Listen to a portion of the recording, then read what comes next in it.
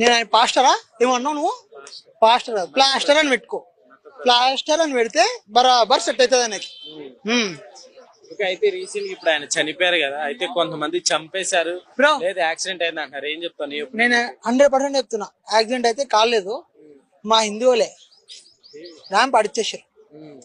ఎందుకని అట్లా చెప్తున్నాం? మరి ఎన్నన్నా అట్లా చంపడం తప్పు కదా? తప్పే లేదు బ్రో, నువ్వు ఒకవేళ నువ్వు అన్నా కూడా మా టార్గెట్ లో పడిపోతావు నువ్వు, అట్లా ఉంటది. ఎందుకని అట్లా? That is Hindu power. చంపుకోవడం పవర్ అంట.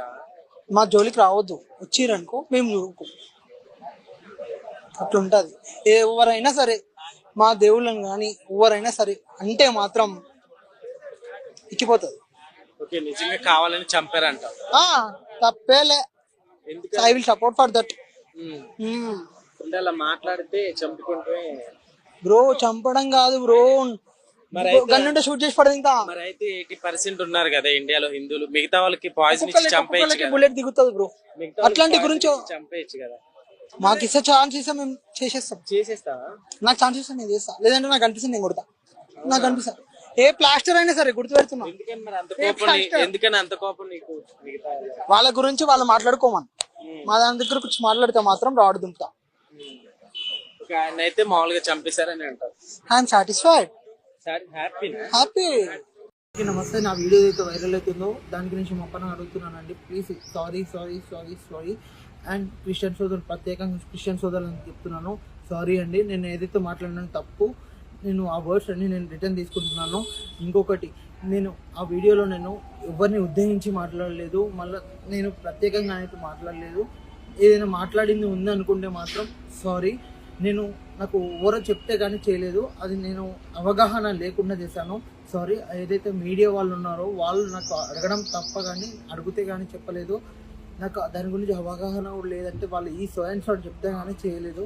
ఆ మీడియా వాళ్ళకి కూడా తెలుసు, అక్కడ ఉన్న ప్రత్యేకంగా పక్కన ఉన్న వాళ్ళు చూడొచ్చు. ప్లీజ్ నేను ఇంకోసారి మాత్రం చెప్పను. నేను ప్రత్యేకంగా మన హిందూ సోదరులకు కూడా చెప్తున్నాను, ఏదైతే నేను దాంట్లో కూడా నేను తప్పుగా మాట్లాడుంటే సారీ. ఇద్దరికి నేను క్యాష్ ఫీలింగ్ అయితే నాకు లేదు అందుకే, ఎందుకంటే నా బ్రదర్స్ సిస్టర్స్ అందరూ నాకు అన్ని క్యాష్లలో ఉన్నారు. నాకు ఏదైతే కాల్స్ కానీ మెసేజెస్ కానీ చేస్తున్నారో అందరికీ చెప్తున్నాను, నేను ఈ క్షమాపణ వీడియో ప్లీజ్ నన్ను చూసి నన్ను క్షమించండి. మన క్రిస్టియన్ సోదరులు అయినా సరే నేను ఇంకోసారి మాత్రం మీకు నేనైతే ఇలా చేయను. ఇంకొకసారి క్షమాపణ అడుగుతున్నాను కోరుకుంటూ, ప్లీజ్ ఏమనుకోకండి, ప్లీజ్ క్రిస్టియన్ సోదరులు అందరికీ అడుగుతున్నాను, నన్ను క్షమించండి ప్లీజ్. ఏదైతే వీడియోస్ అయితే నాకు పెట్టారో యూట్యూబ్లో కానీ అవి ప్లీజ్ డిలీట్ చేయాలని కోరుకుంటున్నాను. ప్లీజ్ నన్ను క్షమించండి. ఇంకా నేను వచ్చేసి ప్రత్యేకంగా అడుగుతున్నాను, నా వీడియోస్ ఎవరైతే ట్రోల్ చేస్తున్నారో నాకు సారీ. నా వీడియోస్ ఎవరైతే ట్రోల్ చేస్తున్నారు కదా వాళ్ళని అందరికీ చెప్తున్నాను, నాకు తెలిసి మాత్రం చేయలేదు, ఎవరో పక్క నుండి చెప్పించానని కూడా కాదు. నాకు అవగాహన అయితే లేదు కాబట్టి మాట్లాడుతున్నాను.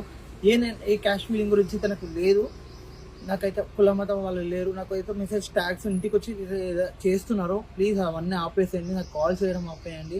నేనైతే వీడియో పెడుతున్నాను, ప్లీజ్ నాకు సపోర్ట్ చేయండి.